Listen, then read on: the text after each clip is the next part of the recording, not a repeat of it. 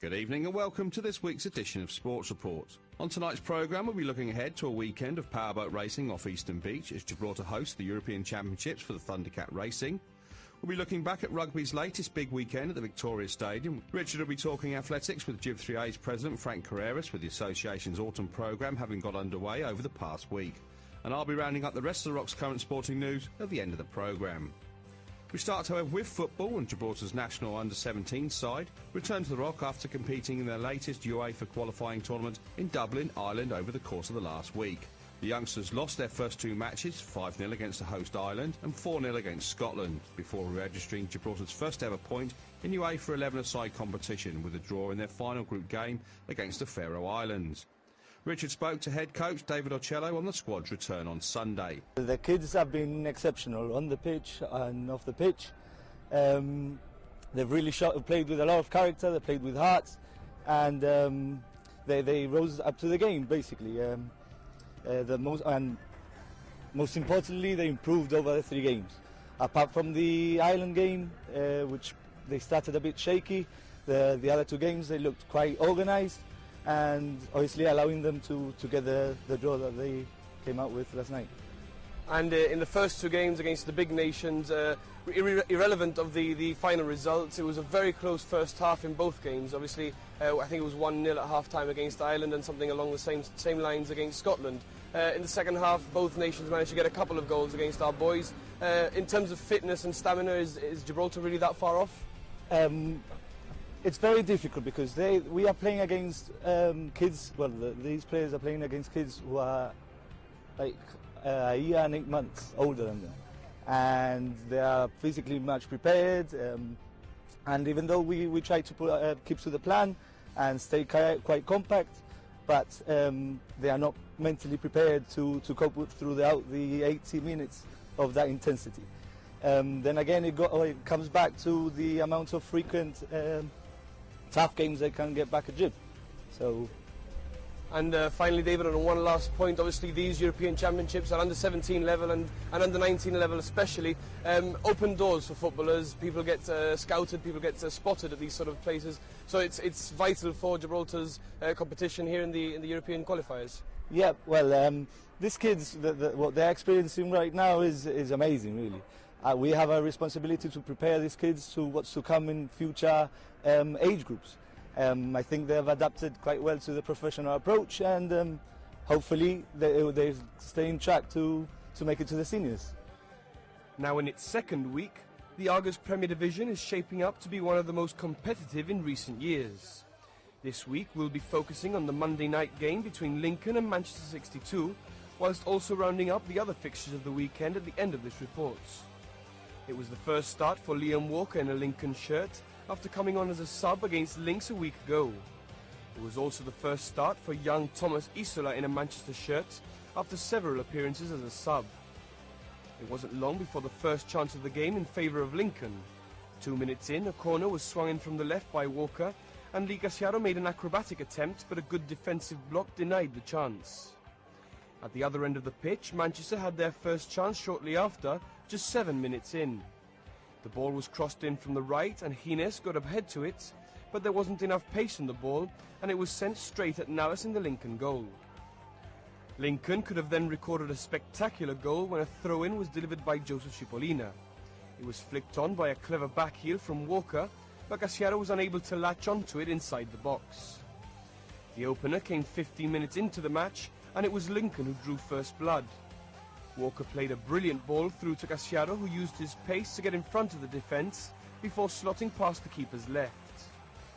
Kyle Gassiaro's game was ended prematurely due to a slight injury, as he had to be replaced by John Paul Duarte just 20 minutes in. A slight twist of the ankle, which shouldn't take more than a week to recover, just in time for the national squad's next qualifier against Ireland in less than 2 weeks' time. There was then a great chance for Manchester to find the equaliser just before half-time. The ball was worked well into the area, and Bias tried his luck, forcing a vital save from Navas. The equaliser came very early on in the second half. Again, Bias was involved, this time driving the ball goalwards, before Cipollina tried to clear the ball out of the area, but instead sliced it and redirected it past Navas. Although very offensive from both teams, the second half didn't provide many chances for either side, with a lot of play in the middle of the pitch. But Ryan Casiaro had an excellent chance to give Lincoln the lead once again. His brother Lee played the ball through to him, but he couldn't find the target with his shot. At the other end, Navas required medical attention minutes later after a collision inside his box. He eventually made it back to his feet and was able to continue the game, unfortunately for national squad keeper Jordan Perez, who was sidelined yet again. As the minutes and seconds ticked by, it was looking like both sides would have to settle for a 1-1 draw. But on the brink of injury time, Lee Casiaro managed to find the winner for Lincoln. It was the second attempt in less than 30 seconds for the Red Imps, as Ryan fed the ball through to his brother, who did well to keep his cool and round the keeper like a true professional striker. It was a much-needed win for Lincoln after their defeat at the hands of Lynx a week ago. In Friday evening's game, College made it 2 out of 2 as they beat St. Joseph's 1-0, whilst on Sunday, Lynx also made it 2 out of 2 with a 4-0 hammering over Glacis. In the final Premier match of the weekend, Lions and Britannia shared the points with a 1-1 draw. Ladies football kicked off at the weekend with the now traditional curtain raiser, the Wan Chapol Futsal Trophy. 8 teams played across the morning at the Old Sports Hall on Saturday before the lunchtime final. The final was an all-Lincoln affair as their A team overcame their B team to raise the cup in what is the curtain raiser for ladies football on the Rock. I recently spoke to the GFA ladies chairperson Tracy Baglietto, and she spoke to me about the tournament and what's ahead for ladies football in Gibraltar. From our point of view, we found it that was very successful in the sense that 4 out of 5 clubs actually registered 2 teams each, and in total we had 72 players competing for this tournament, which was great to see. And obviously futsal and football, in my opinion, are completely different worlds, but it is a good start to the season. It's a good warm-up for the 9-a-side outdoor games. Like you've mentioned, 5 teams this year in comparison to 4 last year.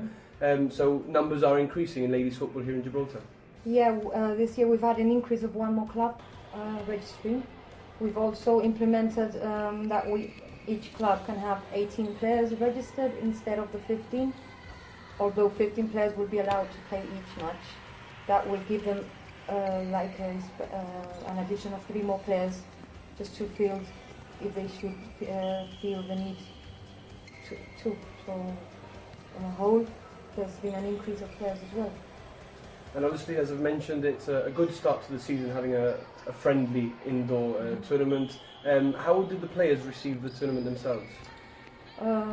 We sensed that everybody was quite pleased with the way that the tournament was run, and everybody is quite looking forward to the start of the league.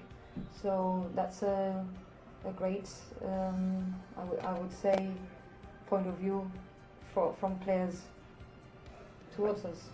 And as you just mentioned, the start of the new league, Saturday is the start, just a couple of days away now. You must be very excited, the players must be very excited. Apart from the few changes that you've already mentioned, the squad's increased to 18 players, everything else still remains the same. It's a 9-a-side, played on pitch number 2. Yeah, we're still in the development stages of women's football, so practically, hence why we are playing 9-a-side. Once we see that there's a massive increase in women's football and in players as such, then we will make the step into the 11-a-side. We estimate around 2 more years, 2 more seasons before we actually take as we say, the big step into the 11-a-side and go from development into more pro football, as you could call it. And one final point, Tracy, I know it's just the start of the season, there's a lot of time ahead, but is there anything on the cards for the national ladies football squad? Yeah, officially what we've got planned for the national squad this season is they will be participating in the Island Games 2015, and our main target is to have the squad of 18 players ready to play against other islands during, I think it's end of June, beginning of July. So that's our big aim with the national team at present. It's been a busy week for the GIB 3As, with 2 events in the space of 5 days. On Wednesday they held their annual track mile, which attracted 16 runners. On Sunday, the action moved to the roads for the first 10-kilometre round the Rock race after the summer break. 22 athletes signed up for the race, which took them from Winston Churchill Avenue, along the eastern side of the Rock, through Dudley Ward Tunnel and back to the stadium via Jumpers and Queensway. Early on in the race, there was a breakaway group of 6 young athletes, all of whom train with Lourdians Athletics Club. The pack then began to break up inside Dudley Ward Tunnel, with Carl Randaghino maintaining the lead until the exit of the tunnel. At this point, Kim Baglietto, who was in second, made a break and overtook Carl into the leads. By the time she reached the Trafalgar interchange, she was already close to a minute ahead of Carl and was looking very strong. She managed to maintain her lead until the finish line, which she reached in 38 minutes 15 seconds, becoming the first female ever to win a 10-kilometre race locally. After the race, I spoke to the association's president, Frank Carreras, about their busy week. Well, being our first race after the summer break, I mean, it was a good turnout. It's good to see Daryl Vassallo back in his winning ways. I mean, it's early days in the new year, in the new season, so hopefully they'll catch up later on in the year. Today, Sunday morning, back on the roads for a 10-kilometre round the Rock, and the number of entries increased slightly to 22, so it's been another good event today. Well, this is becoming a very popular event. I mean, we have about 3 10-milers and 10 kilometres during the season, and every time we see an increase in participation, so it was glad to see a turnout of 22. It's a pity that it could have been more because we've got a few athletes who are injured, and hopefully they'll come through next time round. And in the end, Kim Baglietto winning the race overall. I think it's the first time in a long while, if not the first time ever, that a lady has won the race outright. Indeed. I mean, she did a wonderful race. She's been training very, very hard during the summer months, and this is paying off right now. So we expect Kim to progress in the new year. And towards the start of the first half of the race, I guess you could call it, up until exiting the Dudley Ward Tunnel, it was a nice, good leading pack of the 4 youngsters from Lourdians training school. Good to see the people who train together stick together in a race, and in the end, Kim just pulled away from the rest of the pack. Yeah, I mean, these are youngsters, they train together, and we expect them to train and run and race against each other. It's good to see the youngsters coming through as well. We've got a very good crop of youngsters, a bit too young probably for such a long race, but we expect these flourishing in the next year or two. And a quick point of the not-so-competitive runners today, obviously the Sunday morning joggers, as I call them. As you say, increase in entries every time, but we still see every time we're out for covering the race, we still see some Sunday morning joggers who still haven't quite got that push to enter the race and decide to run on their own. It would be nice to see those sort of people join in as well. Of course, this is a competitive race, but it's also a race that we try and attract the joggers that we see on a daily basis. And I mean, it's simply just a matter of trying to attract these joggers to come and join us. I mean, at the end of the day, they're going to run against their own time, so it's a good opportunity for them to come and practice with us. And looking ahead, Frank, what's the next events on the cards for the GIB3As? Well, we are supporting the Royal Marines Top of the Rock race in October. We also have our road racing league for the youth and senior runners as well. And then in December we have another 10-kilometre race and the fun run on the 26th of December. So it's a busy period. That's all for part 1. After the break, we'll be talking rugby and powerboat racing, and I'll be rounding up the rest of the Rock sporting news at the end of the programme.